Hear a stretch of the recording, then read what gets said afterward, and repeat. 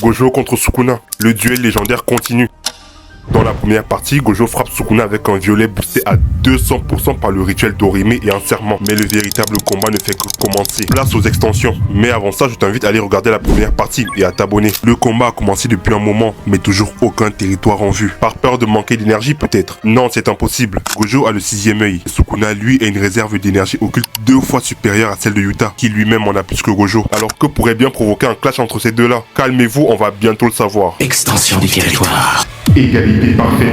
À l'intérieur, les effets imparables s'annulent. Sukuna s'attaque à la paroi extérieure de Gojo, puis détruit son territoire et lui tranche la gorge. Gojo fait face et se soigne immédiatement avec un sort d'inversion, mais Sukuna l'attaque sans relâche. Il active alors le territoire simple, mais ça ne lui sert qu'à gagner du temps. Il est en position précaire et proche de la défaite, mais s'inquiéter pour si peu serait très mal connaître Satoru Gojo. Il rechargeait secrètement son sort et contre-attaque avec rouge à bout portant, ce qui pulvérise Sukuna contre son hôtel. Cette fois-ci, Satoru y va avec un territoire plus puissant de l'extérieur. Les effets imparables s'annulent, mais Sukuna est bien plus malin que ça. Il s'agrippe à Gojo et désactive l'effet imparable à l'intérieur du territoire pour renforcer ses attaques extérieures et encore une fois détruire le territoire de Gojo. Quelle maîtrise stupéfiante venant de la part du roi des fléaux. Gojo se retrouve une nouvelle fois acculé d'attaques, mais face à la menace, cette fois il déploie la pluie de pétales épris, une technique anti-territoire enseignée au sein des 3 clans. Et il active encore son territoire, mais quelque chose cloche. Cette fois-ci, la barrière rétrécit et fait la taille d'une balle de basket.